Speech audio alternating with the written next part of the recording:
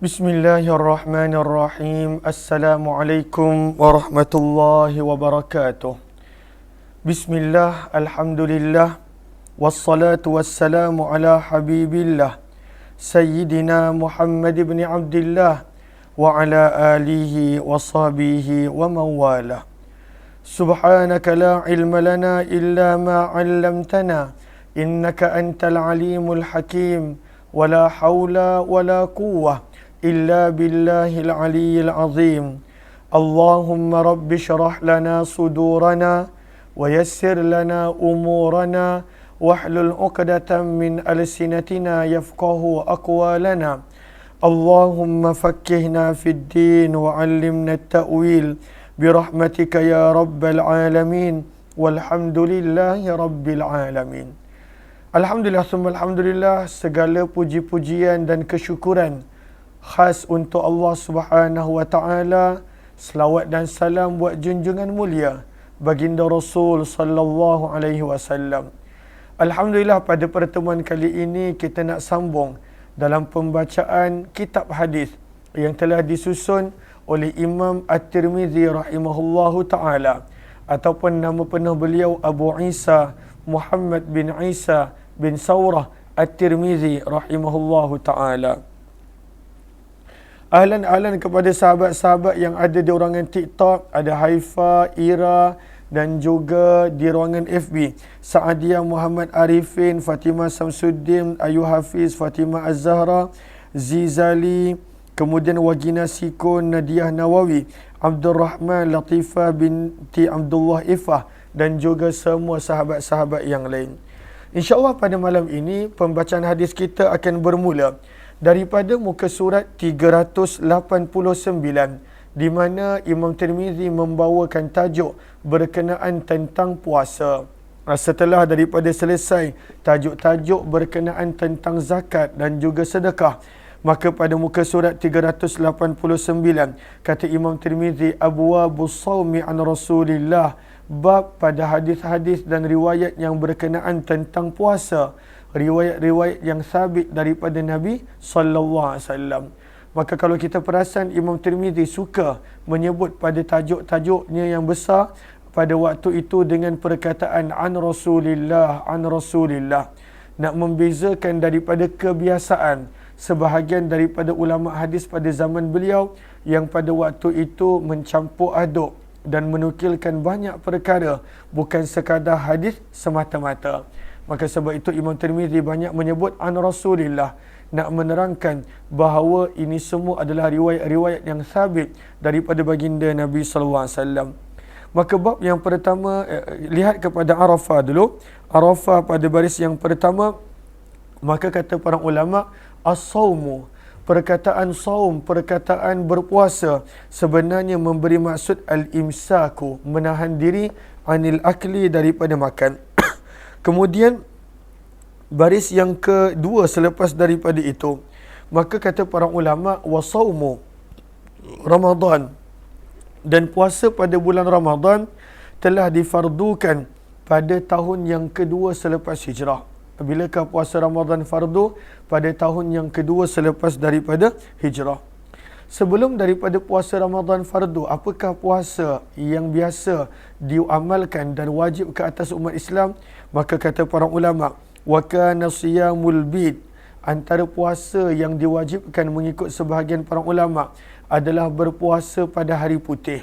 Berpuasa pada hari putih 13, 14 dan 15 daripada setiap hari bulan hijrah dikenali sebagai puasa hari putih.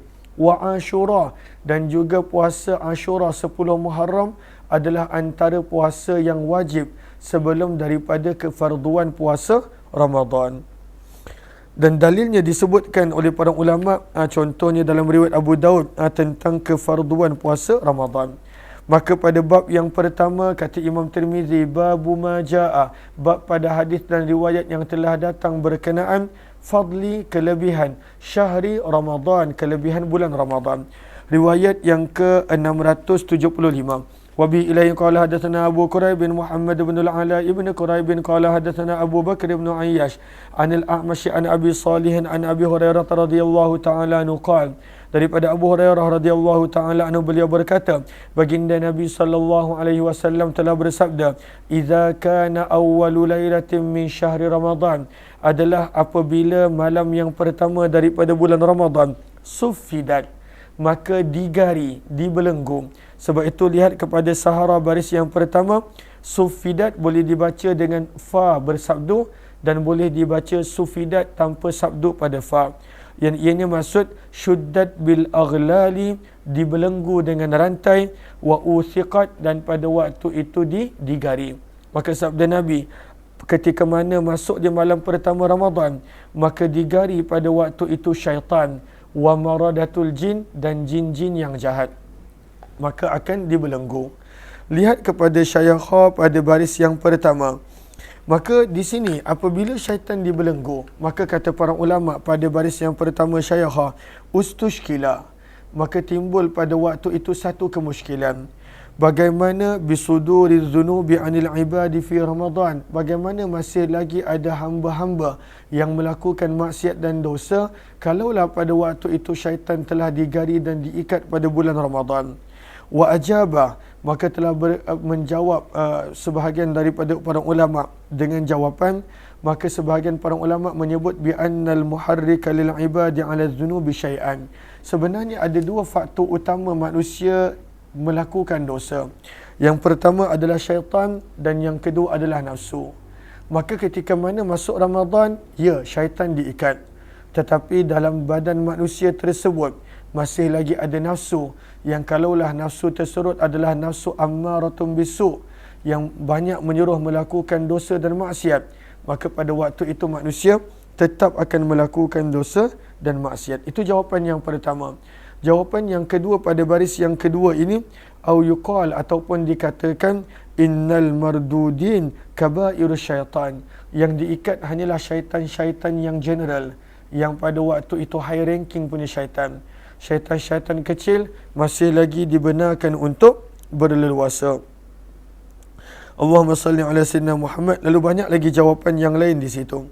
Maka sabda Nabi, suffidati syayatin, maka syaitan akan dibelenggu, wa maradatul jin, dan pada waktu itu jin-jin yang jahat, wa ghulliqat, dan akan ditutup, abwabun niran, pintu-pintu neraka, maka pintu neraka akan ditutup. Maka bila disebut pintu neraka ditutup, lihat kepada syayakha baris yang kedua daripada bawah, ustushkila, timbul pula soalan yang lain berkenaan tentang kafir mata fi Ramadan, tentang orang yang pada waktu itu engkar dan enggan lagi tak beriman.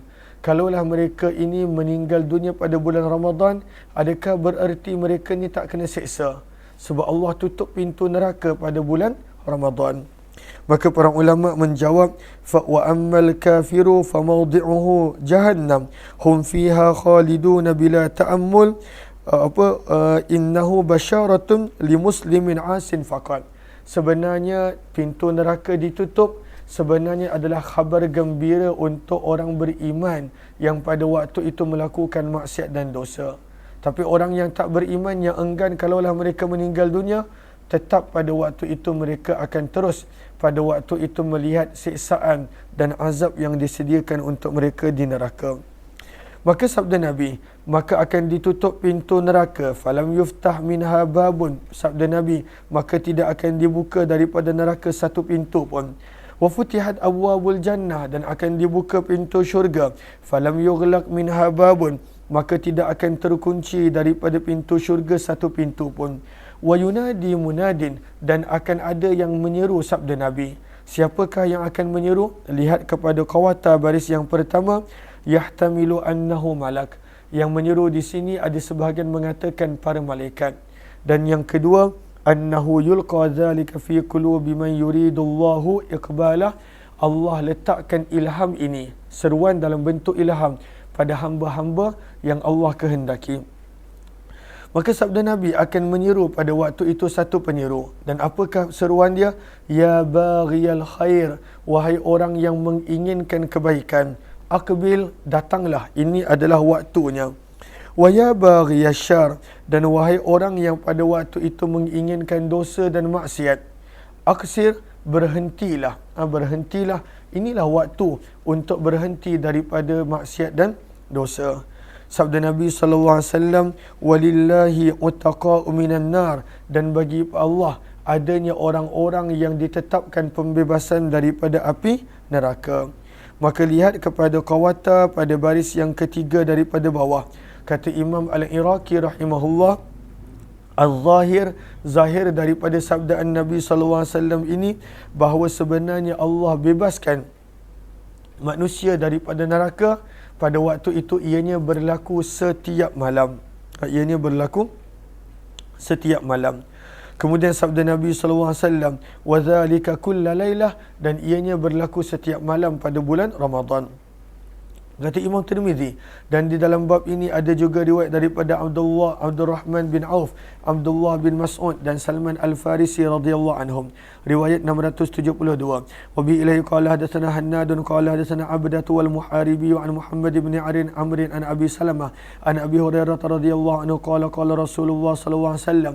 Daripada Abu Hurairah radhiyallahu taala anhu, beliau berkata, baginda Nabi sallallahu alaihi wasallam bersabda, man shama, barang siapa yang berpuasa Ramadan pada bulan Ramadan, wa qamahu, dan mendirikan puasa pada bulan Ramadan, imana, dengan penuh keimanan, wahtisabah, dan penuh pengharapan terhadap janji-janji Allah, maka sabda Nabi, ghufiralah, ini kelebihan berpuasa pada bulan Ramadan, akan pada waktu itu diampunkan ma taqaddama min zambih, apa yang telah lalu daripada dosanya, apa yang telah lalu. Lihat kepada qawata pada baris yang terakhir, zada Ahmadu fi musnadih, dalam musnad Imam Ahmad bin Hanbal ada penambahan, wa ma ta'akhir, dan juga dosa-dosa yang akan datang.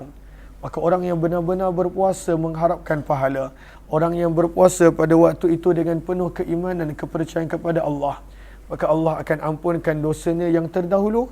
Dalam musnad Imam Ahmad ada penambahan riwayat dan dosa-dosa yang akan datang. Ahlan-ahlan kepada sahabat-sahabat yang baru join, mohon jasa baik untuk bantu share, bantu untuk kongsi, bantu untuk sebar luas. Mudah-mudahan lebih ramai yang beroleh manfaat insya-Allah.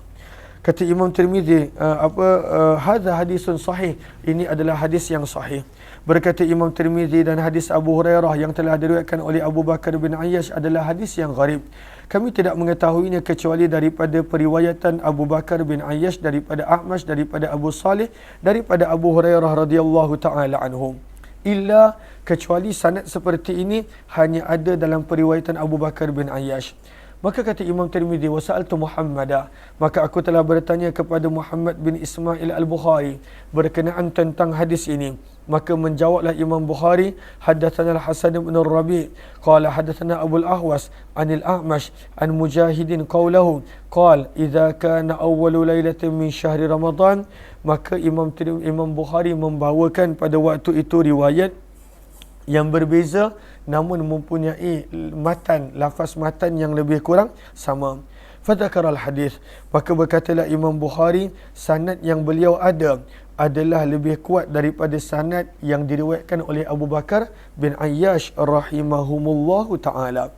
Bab yang kedua daripada berkenaan tentang puasa, kata Imam Tirmizi, babu ma jaa, bab pada hadis dan riwayat yang telah datang berkenaan la tataqaddamu, janganlah mendahulukan asy-syahra, puasa Ramadan, bisaumin, dengan berpuasa terlebih dahulu. Jangan pada waktu itu mengawalkan berpuasa dengan niat Ramadan sebelum masuknya Ramadan.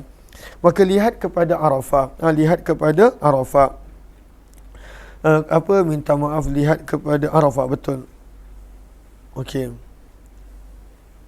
Apakah yang dimaksudkan jangan mendahulukan, jangan mendahului Ramadan dengan berpuasa? Maksudnya hujung-hujung Syaban tu tak digalakkan berpuasa.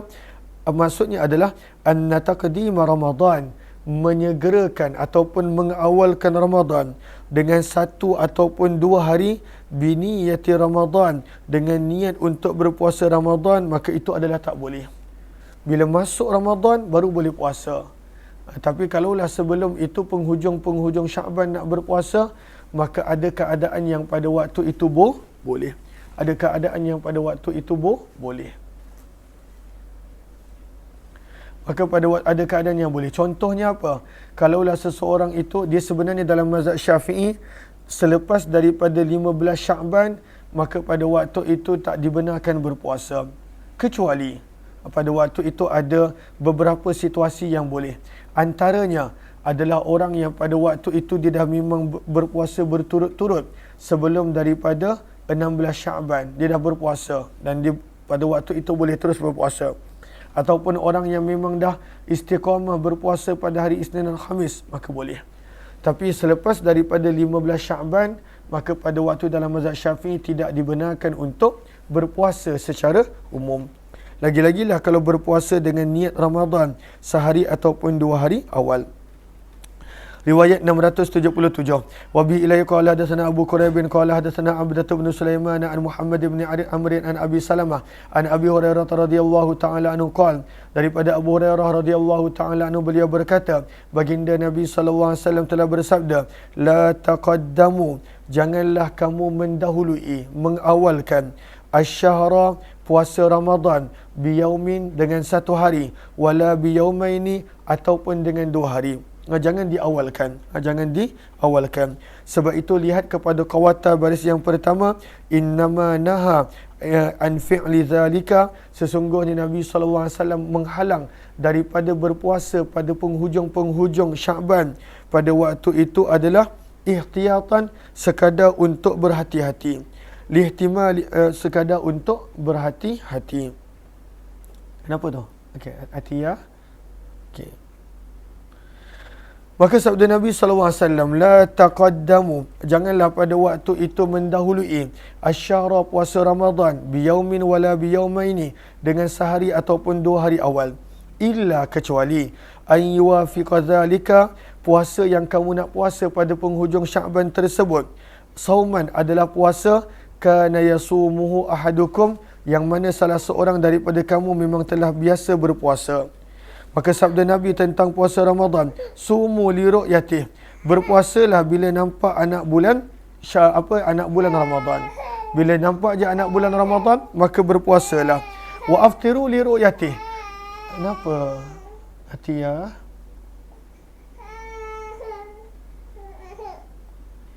Wa aftiru li ru'yatih, dan berhentilah daripada berpuasa ketika mana telah melihat anak bulan Syawal. Maka bila nampak anak bulan Ramadan, baru puasa. Bila nampak anak bulan Syawal, berhenti berpuasa.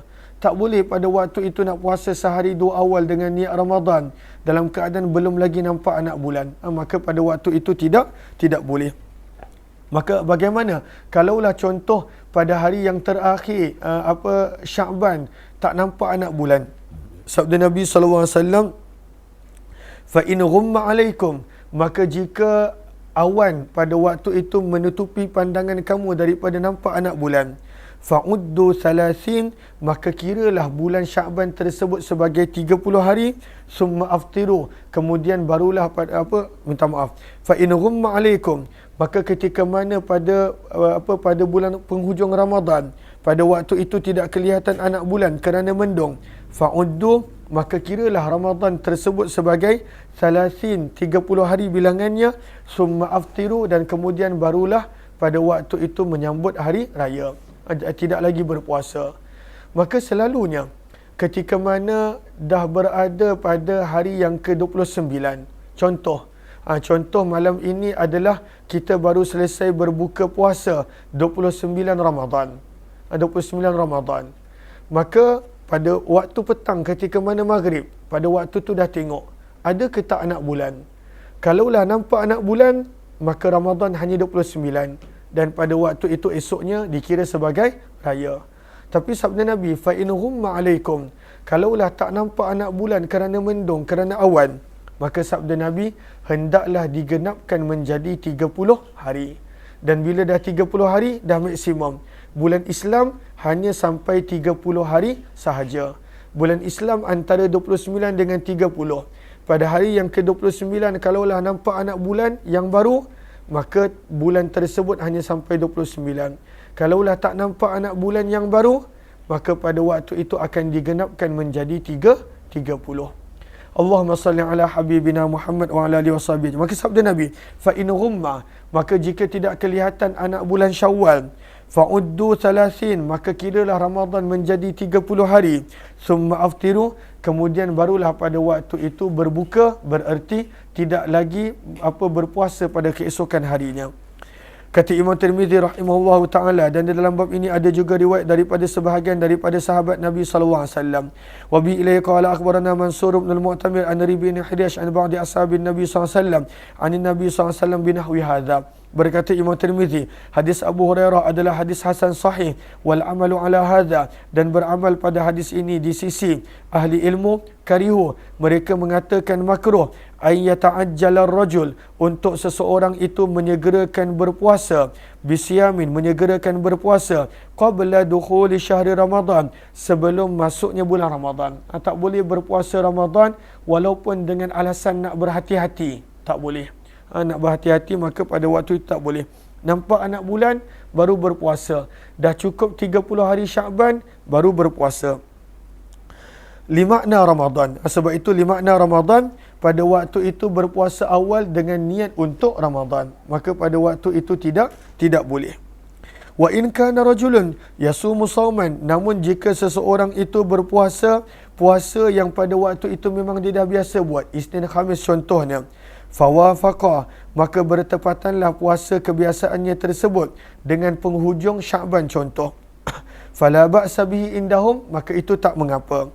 Riwayat 678. Wa bi ilai qala hadatsana Hannadun qala hadatsana Waqi'un an Ali ibn al-Mubarak an Yahya ibn Abi Katsir an Abi Salamah an Abi Hurairah radhiyallahu ta'ala anhu qala, daripada Abu Hurairah radhiyallahu ta'ala anhu beliau berkata, baginda Nabi sallallahu alaihi wasallam bersabda, la taqaddamu, janganlah kamu mendahului bulan Ramadan bisyamin, dengan berpuasa sehari sebelumnya, ataupun pada waktu itu yaumain, dengan 2 hari sebelumnya. Jangan berpuasa sehari ataupun 2 hari awal dengan niat Ramadan sebelum nampak anak bulan Ramadan.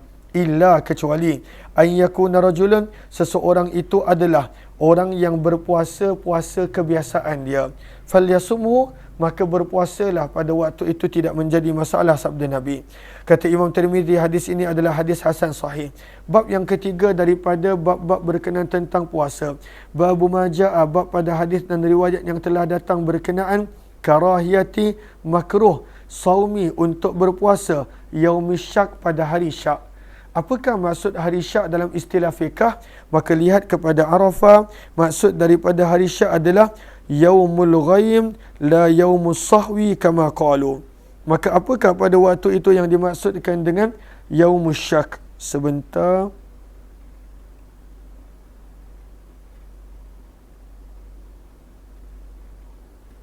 Okey. Maka yaumus syak adalah hari yang mana pada waktu itu al-ghaim, adanya pada waktu itu awan, adanya awan yang meliputi, dan ianya pada waktu itu adalah hari yang ke-30 daripada sesuatu bulan. Kalau daripada Sya'ban, kalau sebelum Ramadan maksudnya 30 Sya'ban. Maka pada 29 Ramadan, maka awan, mendung, dan pada waktu itu tak nampak apa-apa. Maka bila tak nampak anak bulan, maka kena Ramadan belum bermula. Maka hari yang ke-30, maka pada waktu itu dikira sebagai hari syak. Maka adakah boleh berpuasa pada hari syak? Maka dibawakan hadis-hadis di sini. Kata Imam Tirmizi pada tajuknya, makruh untuk berpuasa pada hari syak, iaitu hari yang ke-30 Sya'ban, ketika mana pada waktu itu adanya awan yang menjadikan tidak nampak anak bulan. Riwayat 679. Wa bi ilayhi qala hadatsana Abu Sa'id dan Abdullah bin Sa'id al-Ashad qala hadatsana Abu Khalid al-Ahmar an Amr bin Qais an Abi Ishaq an Silah bin Zufar qala kunna inda Ammar bin Yasir. Kata Silah bin Zufar, kami pernah berada di sisi Ammar bin Yasir. Fa utiya bi syatin masliyah, maka telah dibawakan pada waktu itu kambing bakar. Sedap, kambing bakar dia bawa, kambing yang dipanggang dibawa. Kulu faqal, maka berkatalah Ammar bin Yasir, kulu, makan semua. Fatanaha ba'dul qaum, maka sebahagian daripada orang yang hadir tak nak makan. Faqala, maka beliau berkata, faqala, maka mereka berkata, inni shaim, sesungguhnya aku berpuasa. Maka berkatalah Ammar bin Yasir, man shoma, barang siapa yang berpuasa, al-yauma, pada hari, syukka fih, yang mana pada hari tersebut adanya keraguan. Kenapa, adakah itu adalah Ramadan ataupun penghujung Syakban, namun kerana awan tak nampak anak bulan, maka pada waktu itu sebab itu tidak berpuasa. Maka barang siapa yang berpuasa pada hari Syak, kata Ammar bin Yasir, faqad asa Abul Qasim, maka sungguh dia telah menderhaka kepada Nabi SAW. Maka hari Syak, nak berpuasa pada hari Syak adalah makruh, kata Imam Tirmizi. Wa fil babi, dan di dalam bab ini ada juga riwayat daripada Abu Hurairah dan Anas bin Malik radhiyallahu anhu. Apakah hari Syak? Hari yang ke-30 daripada bulan Syakban, yang mana ada kemungkinan ianya boleh jadi Ramadan, namun kerana mendung dan awan, maka tidak kelihatan anak bulan. Berkata Imam Tirmizi, hadis Ammar adalah hadis hasan sahih dan beramal pada hadis ini di sisi kebanyakan ahli ilmu daripada kalangan sahabat Nabi SAW dan orang-orang selepas daripada mereka daripada kalangan tabi'in. Dan inilah pandangan Sufyan Ats-Tsauri, Imam Malik bin Anas, Abdullah bin Mubarak, Imam Syafi'i, Ahmad bin Hanbal dan Ishaq. Karihu, mereka semua mengatakan makruh untuk seseorang itu berpuasa pada hari yang padanya pada waktu itu adanya syak, adanya keraguan, adakah telah masuk Ramadan ataupun masih lagi berada pada penghujung Syakban. Wara'a, dan telah berpandangan kebanyakan daripada mereka, insamahu wa kana min syahri Ramadan an yaqdiya yawman makanah, kalaulah seseorang tersebut berpuasa pada hari Syak sekalipun, dia berpuasa pada hari Syak tapi dia belum pasti Ramadan, dan kemudian harinya dia dapat tahu hari Syak tersebut sebenarnya memang Ramadan, tetap pada waktu itu kebanyakan para ulama kata kena qada. Kenapa? Sebab pada waktu itu dia berpuasa dalam keadaan belum yakin sepenuhnya dah masuk Ramadan, sebab tak nampak anak bulan. Maka pada waktu itu dia perlu ganti, qada balik puasa yang dia buat pada hari Syak, kalaulah hari Syak itu memang benar-benar Ramadan yang pertama. Bab yang keempat, sabda apa kata Imam Tirmizi, babu maja'a, bab pada hadis dan riwayat berkenaan ihsa'i hilali Sya'ban, pentingnya untuk mengira pada waktu itu sepenuh-penuhnya bulan Sya'ban li Ramadan, untuk persiapan Ramadan. Lihat kepada Sahara, baris yang akhir, baris yang terakhir, ai fi addihi wa hifdhihi wa hisabi ayyamih.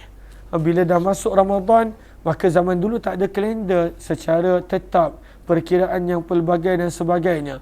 Maka sebab itu Nabi SAW menyuruh untuk mengira dengan sebaik-baiknya bulan Syakban, supaya dapat membuat persediaan untuk Ramadan. Sini Atiyah, kenapa? Lagi nak bagi salam Bagi salam, okey. Sini, sedih. Hai, Assalamualaikum semua. Hai. Assalamualaikum. Bagi Allah. Okey, dah. Ngantuk dah. Okey. Maka pada riwayat ini, pada waktu itu buat persediaan Ramadan dengan Nabi menyuruh mengira dengan sebaik-baiknya hari-hari daripada bulan Syakban, supaya bila datangnya hari yang ke-29 Syakban, maka pada waktu itu dapat melihat kepada anak bulan. Ini zaman dulu.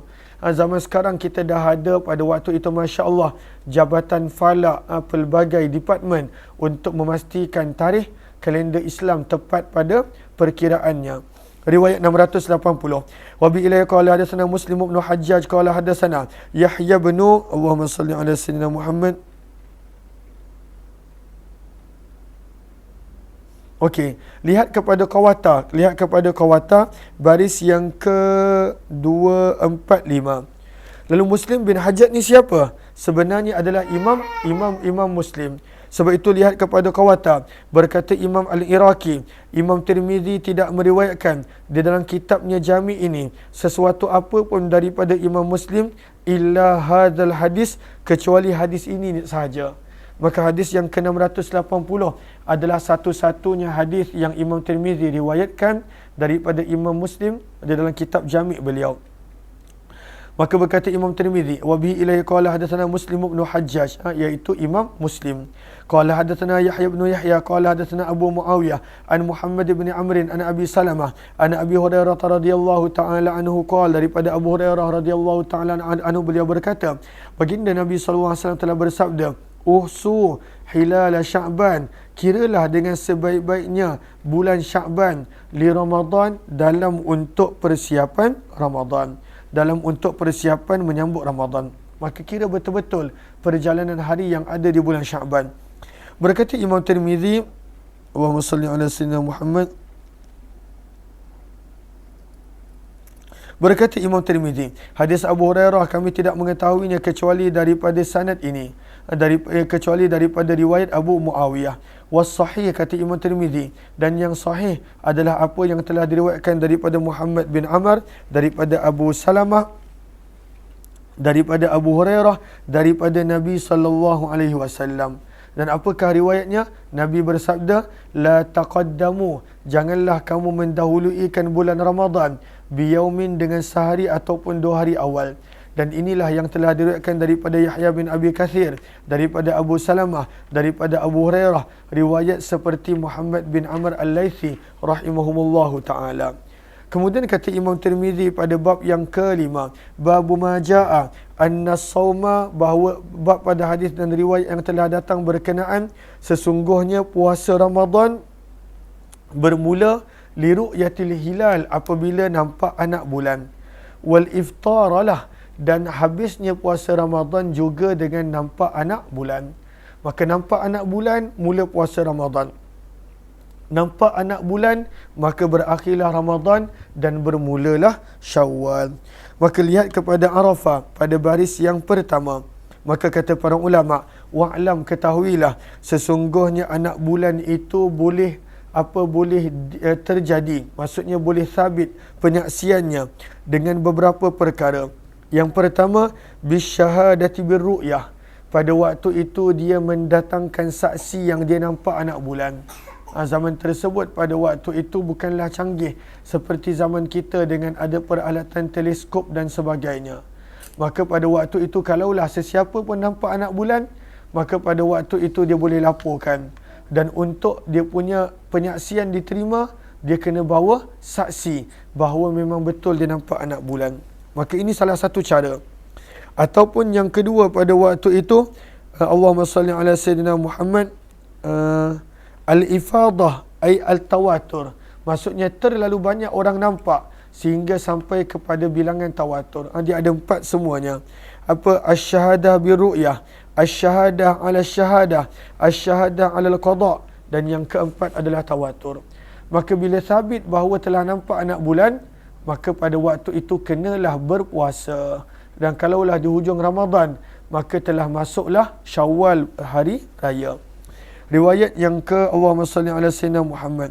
Maka daripada riwayat 681, wa bi ilaihi qala hadatsana Qutaibah qala hadatsana Abu al-Ahwas an Simak bin Harbin an Ikrimah an Ibn Abbas radhiyallahu anhu qala Rasulullah sallallahu alaihi wasallam, daripada Abdullah bin Abbas radhiyallahu taala anhu beliau berkata, baginda Nabi sallallahu alaihi wasallam bersabda, la tasumu, janganlah kamu berpuasa sebelum Ramadan, sumu, berpuasalah kamu liru'yati, hanya apabila nampak anak bulan, wa aftiru, dan berhentilah daripada berpuasa liru'yati, apabila nampak anak bulan Syawal.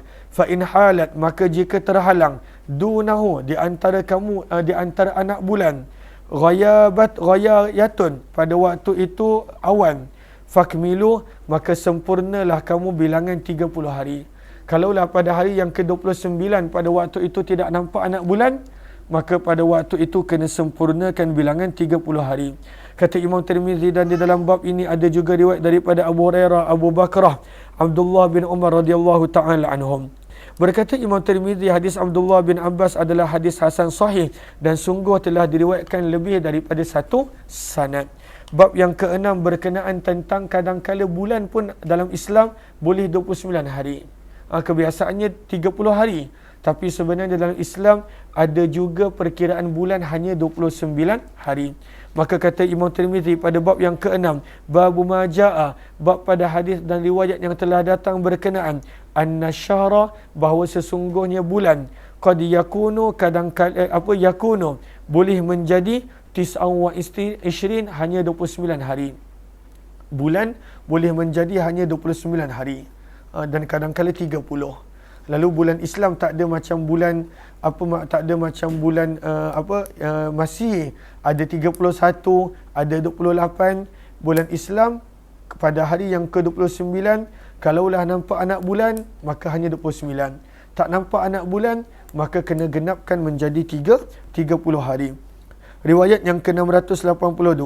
Wa bi ilai qala hadatsana Ahmad bin Mani'in qala hadatsana Yahya bin Zakaria bin Abi Zaidah qala akhbarani Isa bin Dinar an abihi an Amr bin al-Harith bin Abi Dhirar an Ibn Mas'ud radhiyallahu ta'ala anhu qala, daripada Abdullah bin Mas'ud radhiyallahu ta'ala anhu, beliau berkata, ma sumtu ma'an Nabi sallallahu alaihi wasallam 29 akthar mimma sumna 30. Tidaklah kami berpuasa bersama dengan Nabi 29 hari, lebih banyak daripada kami berpuasa 30 hari. Maksudnya pada waktu itu kebanyakan bulan Ramadan pada zaman beliau dengan Nabi, kebanyakannya pada waktu itu adalah 29 hari. Kebanyakannya adalah 30 hari. Namun ada juga bulan yang pada waktu itu hanya 29 hari. Riwayat yang kata Imam Tirmizi, dan di dalam bab ini ada juga riwayat daripada Umar, Abu Hurairah, Aisyah, Sa'ad bin Abi Waqqas, Abdullah bin Abbas, Abdullah bin Umar, Anas bin Malik, Jabir bin Abdullah, Ummu Salamah, Abu Bakrah. Sesungguhnya Nabi SAW bersabda, asy-syahru yakun, bulan kadangkala boleh menjadi 29, hanya 29 hari. Riwayat 683. Wa bi ilaihi qala hadatsana Ali bin Hujr qala hadatsana Ismail bin Ja'far an Humaid an Anas radhiyallahu ta'ala anhu, daripada sahabat Nabi Anas bin Malik radhiyallahu ta'ala anhu, sesungguhnya beliau berkata bahawa Nabi sallallahu alaihi wasallam baginda telah melakukan ila. Baginda telah melakukan ila. Apakah yang dimaksudkan dengan ila? Ila terjemahannya pada waktu itu adalah bersumpah. Maka pada waktu itu ada sesuatu sumpah yang Nabi SAW lakukan terhadap para ummahatul mukminin, sehingga menjadikan baginda tidur berasingan daripada mereka untuk tempoh 1 bulan. Baginda Nabi SAW pada waktu itu telah melakukan ilak daripada para ummahatul mukminin, isteri-isteri baginda Syahrah, selama 1 bulan. Maka Nabi SAW telah tinggal di Mashrubah, salah satu daripada bilik baginda, selama 29 hari bersendirian. Maka mereka telah berkata, wahai Rasulullah, innaka alaita syahra, sesungguhnya Tuhan telah melakukan ilak untuk selama 1 bulan. Ilak ini ada dalam perbincangan fiqh beserta dengan syarat-syarat dia. Maka Tuan telah keluar setelah 29 hari. Maka Nabi SAW menjawab, asy-syahru tis'un wa ishrun, bulan kadangkala boleh hanya 29 hari sahaja, tidak semestinya genap 30 hari. Berkata Imam Tirmizi, hadis ini adalah hadis yang hasan sahih. Bab yang ke-7 berkenaan tentang kalaulah ada seseorang itu kata dia nampak anak bulan, maka pada waktu itu apa yang patut dibuat. Maka bab yang ke-7 ini kita sambung esok pada jam 5.15 pagi, insya-Allah. Terima kasih semua. Jumpa lagi insya-Allah. Wabillahi taufiq wal hidayah. Assalamualaikum warahmatullahi wabarakatuh. Jazakumullahu khairan.